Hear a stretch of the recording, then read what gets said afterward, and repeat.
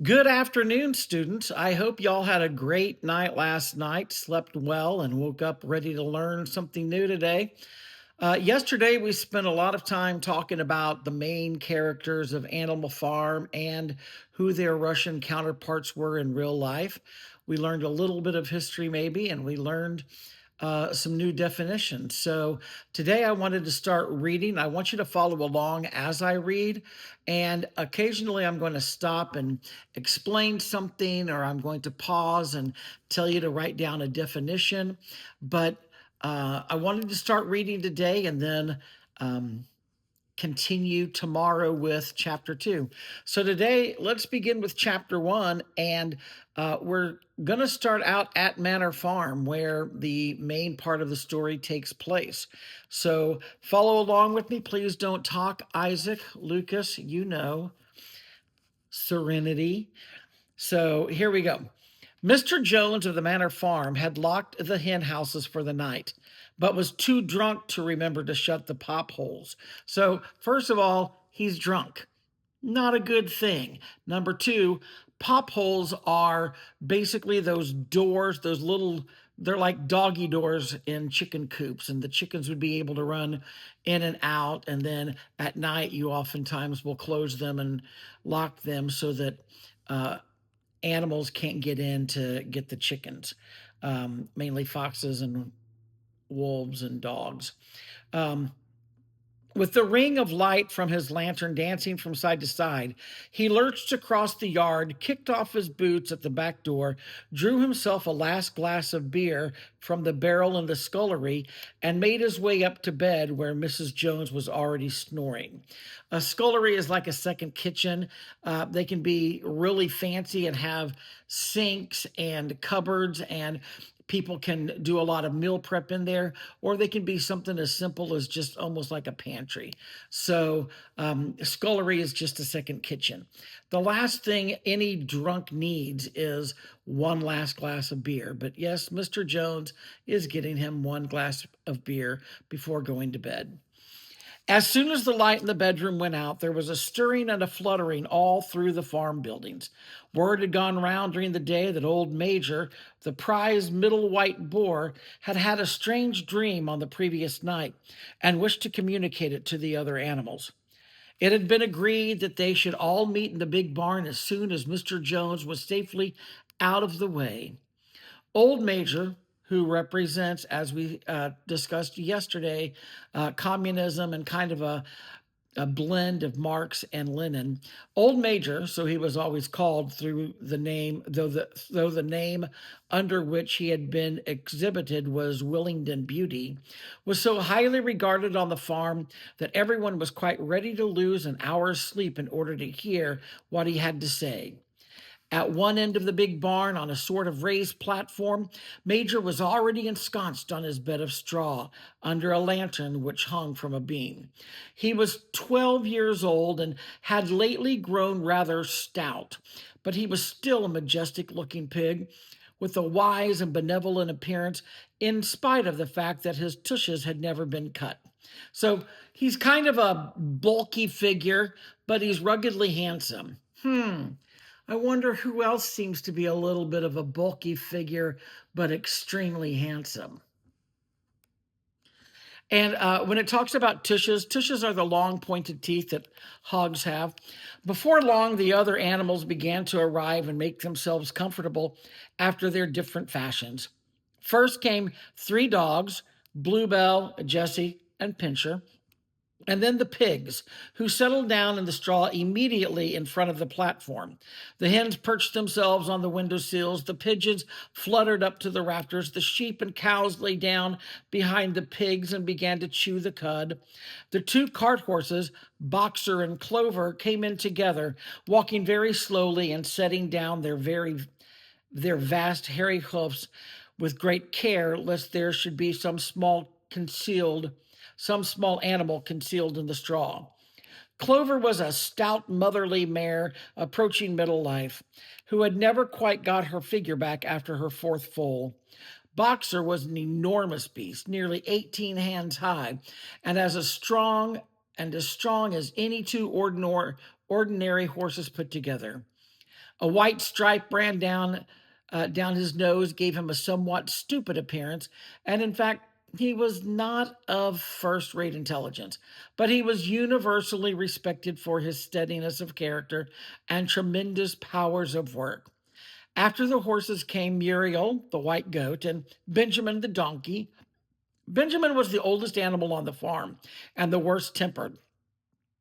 He seldom talked, and when he did, it was usually to make some cynical remark. For instance, he would say that God had given him a tail to keep the flies off, but that he would sooner have had no tail and no flies. Alone among the animals on the farm, he never laughed. If asked why, he would say that he saw nothing to laugh at. Nevertheless, without openly admitting it, he was devoted to Boxer. The two of them usually spent their Sundays together in the small paddock beyond the orchard, grazing side by side and never speaking.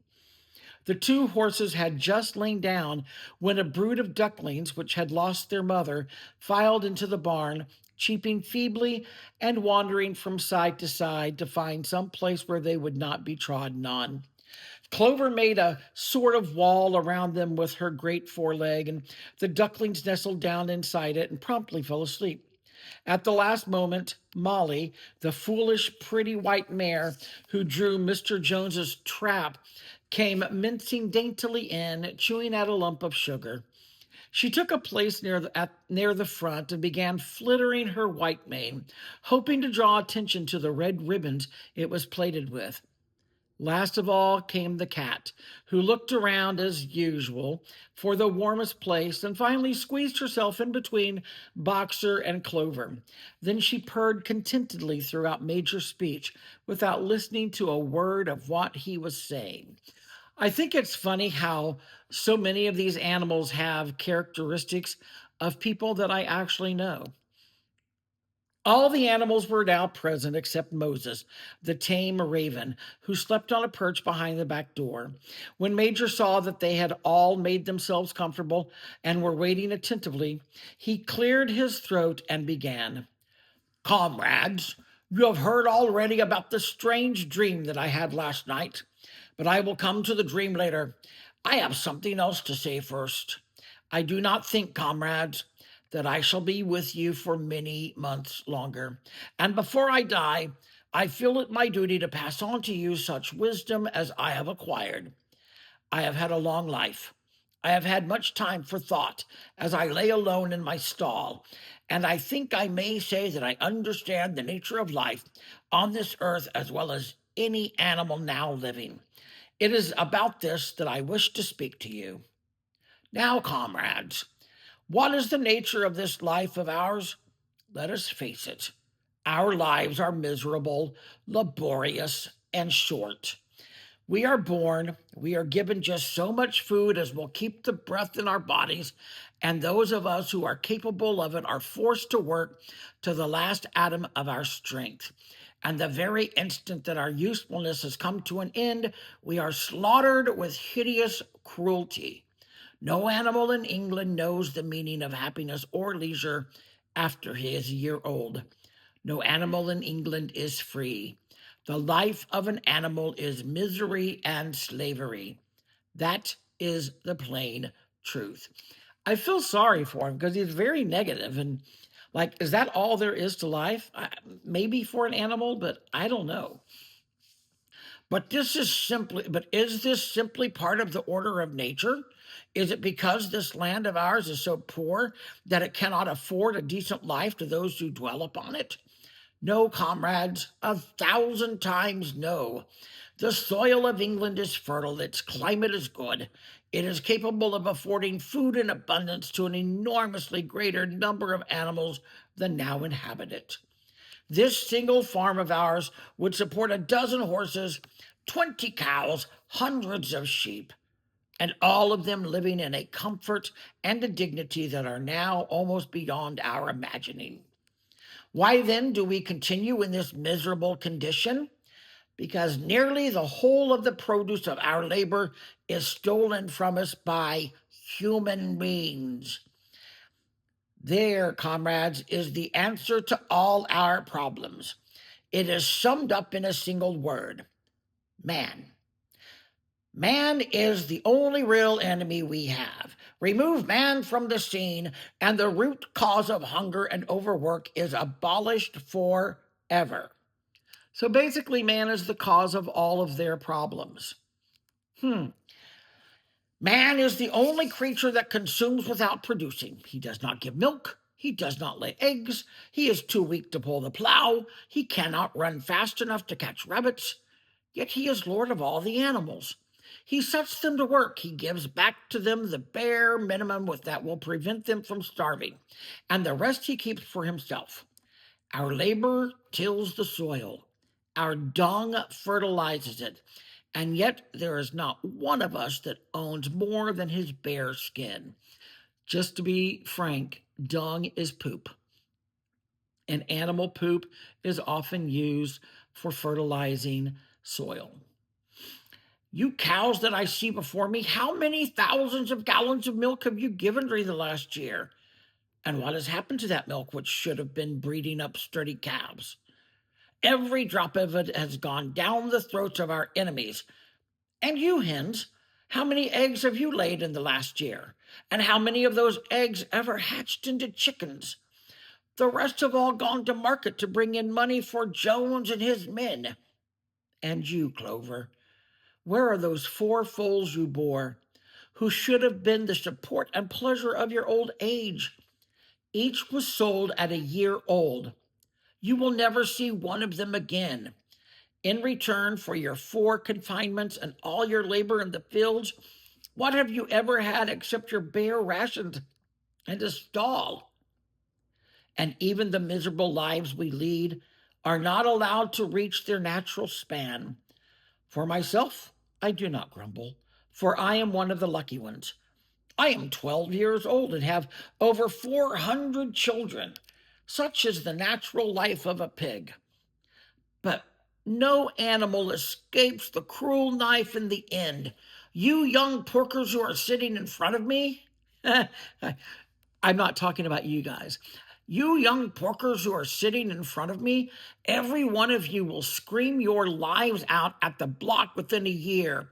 To that horror we all must come. Cows, pigs, hens, sheep, everyone. Even the horses and the dogs have no better fate. You, Boxer, the very day that those great muscles of yours lose their power, Jones will sell you to the knacker, who will cut your throat and boil you down for the foxhounds. As for the dogs, when they grow old and toothless, Jones ties a brick around their necks and drowns them in the nearest pond. This is almost one of those propaganda techniques that we talked about last week. It's governing by fear. Okay. If you can make people afraid enough, they will follow you. Okay. The word knacker back there, when talking about Boxer and the horses, the knacker was someone who would come along and dispose of horses in some rather cruel ways back in those days. It's changed since then. It is not crystal clear, comrades, that all the evils of this life of ours spring from the tyranny of human beings. Only get rid of man, and the produce of our labor will be our own. Almost overnight, we could become rich and free. What then must we do? Why, work night and day, body and soul, for the overthrow of the human race. That is my message to you, comrades. Rebellion. I do not know when that rebellion will come. It might be in a week or in 100 years. But I know, as surely as I see this straw beneath my feet, that sooner or later justice will be done. Fix your eyes on that, comrades, throughout the short remainder of your lives. And above all, pass on this message of mine to those who come after you, so that future generations shall carry on the struggle until it is victorious. And remember, comrades, your resolution must never falter.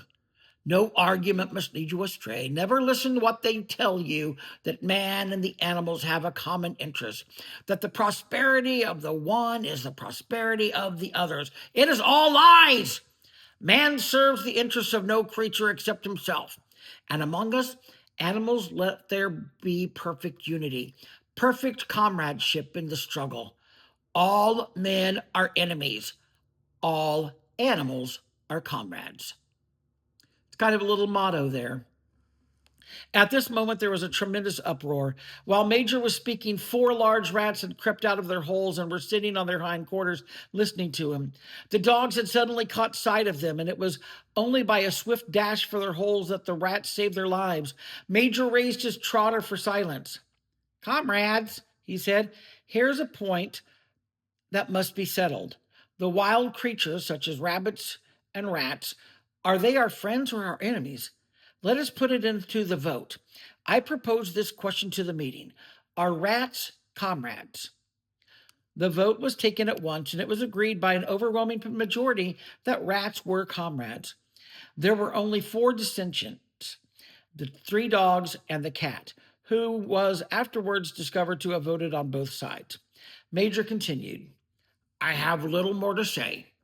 I merely repeat, remember, always your duty of enmity towards man and all his way. Whatever goes up on two legs is an enemy.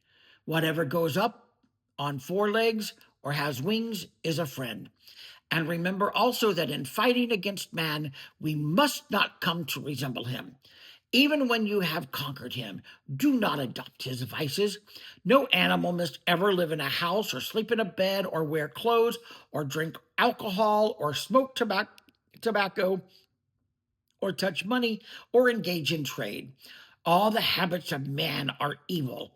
And above all, no animal must ever tyrannize over his own kind. Weak or strong, clever or simple, we are all brothers. No animal must ever kill any other animal. All animals are equal. And now, comrades, I will tell you about my dream of last night. I cannot describe that dream to you. It was a dream of the earth, as it will be when man has vanished. But it reminded me of something that I had long forgotten. Many years ago, when I was a little pig, my mother and the other sows used to sing an old song of which they knew only the tune and the first three words. I had known that tune in my infancy, but it had long since passed out of my mind. Last night, however, it came back to me in my dream. And what is more, the words of the song came back. Words, I am certain, which were sung by the animals of long ago and have been lost to memory for generations. I will sing you that song now, comrades. I am old and my voice is hoarse, but when I have taught you the tune, you can sing it better for yourselves. It is called Beasts of England. Old Major cleared his throat and began to sing. As he had said, his voice was hoarse, but he sang well enough, and it was stirring tune, something between Clementine and La Cucaracha. The words ran, Beast of England, beast of Ireland, beast of every land and clime, hearken to my joyful tidings of the golden future time.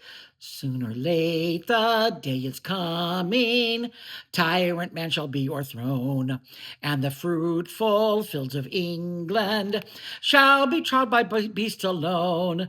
Rings shall vanish from our noses, and the harness from our back. Bit and spurs shall rust forever, cruel whip no more shall crack.